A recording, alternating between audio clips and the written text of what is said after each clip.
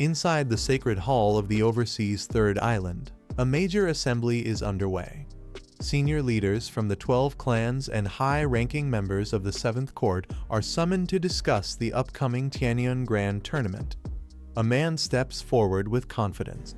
He boldly declares that their side must not only win the Tanion Tournament, but must dominate it completely. This man is revealed to be Yang Lai, the top disciple of the Flame Lord. Some elders raise concerns about Yang Lai's suitability, noting his rough background and lowest starting cultivation. But others counter that while Yang Lai's base is weak, his combat performance and sheer ferocity are unmatched, even more so than elite disciples. A flashback shows Yang Lai executing a powerful warrior 400 years ago, proving his worth. After that victory, he was taken in by the Flame Lord and rose to become the top disciple, recognized not for heritage but sheer power. Yang Lai stands tall before the audience, declaring that his brutal methods aren't those of an ordinary fighter. He is confirmed to be the rumored royal bodyguard of the former emperor, a figure of terrifying strength. He mocks the crowd, asking if anyone dares challenge his authority. The audience stays silent, none dares oppose him. Yang Lai lays out the strategy. Before the Tanion tournament begins, they should mobilize all their hidden forces to stir up hype and create momentum. Meanwhile, the Emperor's court must officially endorse him to solidify the narrative. Finally, with a twisted grin, he reveals the true goal: Sword Demon Feng Yun must die. Sea King Zhang Chen must be eliminated. These are the orders passed down from Flame Lord himself, leaving no room for mercy. The crowd erupts in shock as they realize that something major is about to happen. Whispers ripple through the audience. Was the Tanion tournament just a setup from the start?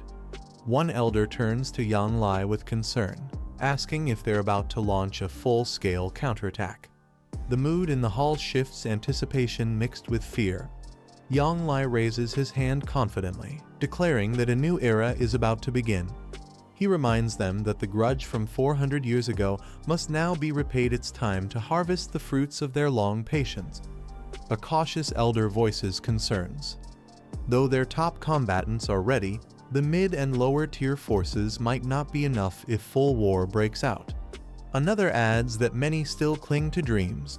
As someone voices doubt about their strength, another smirks confidently, who said they're fighting alone. The reason Lord Yan isn't present today is not due to weakness. It's revealed that Yan has gone to negotiate with the Sea Clan. They've agreed to send their top warriors to support the Tanion tournament and even compete as the 3 island representatives. With 2 months left, their divine smiths and saints are forging sacred weapons at full speed. Their preparation includes god-level materials and blessings. It's a full-scale mobilization. The speaker confidently declares the 3 islands will win. Meanwhile, a decree is issued. Zhang Chen, under the title of Sea Calming King, will lead the charge to unify Daxia. Citizens are instructed to hunt fierce beasts, and rewards will be based on the number of corpses submitted. An all-out national mobilization begins. In the dormitory, a student bursts in, yelling for everyone to get up and head outside. His loud entrance shocks the others, who wonder what's gotten into him. One roommate reminds him there's still class in the afternoon, and they're about to graduate. Missing credit hours would be a disaster. The excited student waves his tablet, exclaiming that the unparalleled order has been issued. It's a national-level mobilization signal that even surpasses emergency drills. Another roommate checks the news and is stunned. Every martial arts school across the country is rallying in response.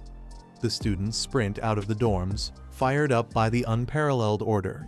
Some shout that this mission is bigger than credits. It's about honor, blood, and real battle rewards. Leaping through the air, they rush toward the battlefield outskirts. One mutters nervously, it looks like this mission might be more dangerous than expected. The group reaches a rocky area but decides to relocate for better hunting grounds. They want to maximize credits and stack military merit. At the Jiangnan War Base, elite commanders discuss the chaos. One laughs, saying even his maids are battle-ready, and his daughters can be married off as war prizes. He boasts that his family's fortune lies in war itself.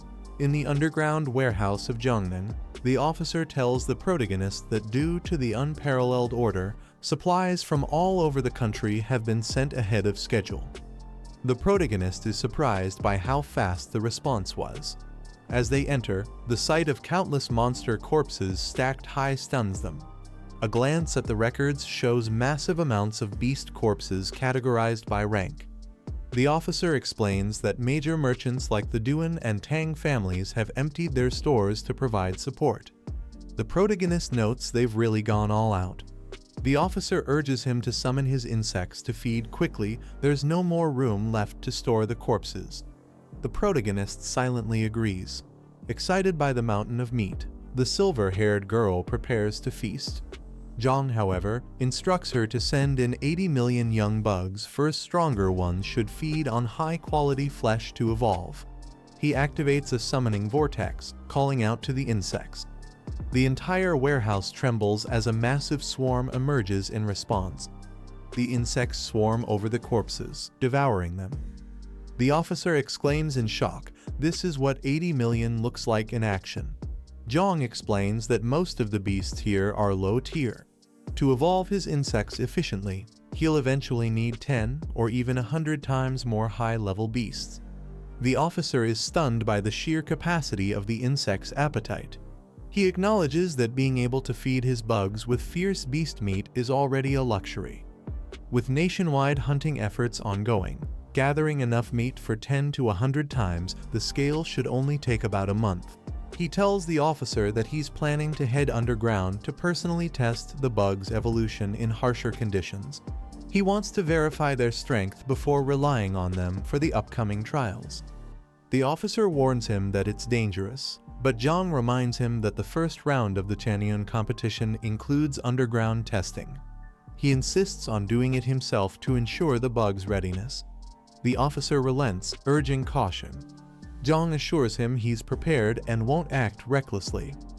He decides to leave some of the 9-legged bugs behind to continue feeding while he goes underground for evaluation. Zhang notices Little Nine following him out and questions why it's not eating. He tells Little Nine to stay behind and follow the others. There's still meat to be eaten there. Little Nine expresses a desire to come along and help. Zhang, amused, promises to take it next time after the Tanion competition is over, then takes a drink to replenish energy. Little Nine warns Zhang not to be swayed by beautiful faces or fall for any girl on the journey. Zhang finds Little Nine's possessiveness increasingly hard to deal with. Zhang then contemplates a hidden secret. He's carrying something buried deep in the abyss of the sea battlefield, surrounded by danger. He doesn't plan on taking Little Nine because of how risky it is, especially with ancient sealed powers said to exist there. At the Demon City Princess residence, she is lazily woken up by a visitor. She complains about being disturbed, claiming she was close to completing her 10th transformation. The visitor apologizes, saying the situation is urgent. The guest explains that many voices in Daxia are opposing the Tanion competition, claiming the competition and Yanhuang alliance are violating righteousness and calling the 3 islands the true orthodoxy. The princess mocks the hypocrisy, saying those people are already out of line, and now they even have the nerve to demand justice. She scoffs at their claims and questions who gave them the right to speak. Channeling powerful magic, she silences the chaos. With a radiant aura, she declares that rumors stop at the wise and begins purifying the dreamscape to protect the minds of countless citizens. The woman compliments the girl in purple, calling her a true guardian of Daxia. The girl casually brushes off the praise and asks if there's anything more important to discuss. They talk about the overwhelming number of corpses needed for the transformation task. Even if all 6th rank missions were used, it wouldn't match the amount required. She suspects something is off. The woman agrees, saying the excuse of transformation tasks has become too convenient to exploit. Daxia is likely preparing to create Emperor soldiers, using this mission as a cover to collect high-grade materials. The girl then wonders where he is. A scene cuts to the black-haired boy Zhang Chen charging through the battlefield in a fierce test trial underground. Rumors about his whereabouts swirl as he fights with immense strength. This is the end of the video. If you guys want to see the next part, then don't forget to subscribe and like the video.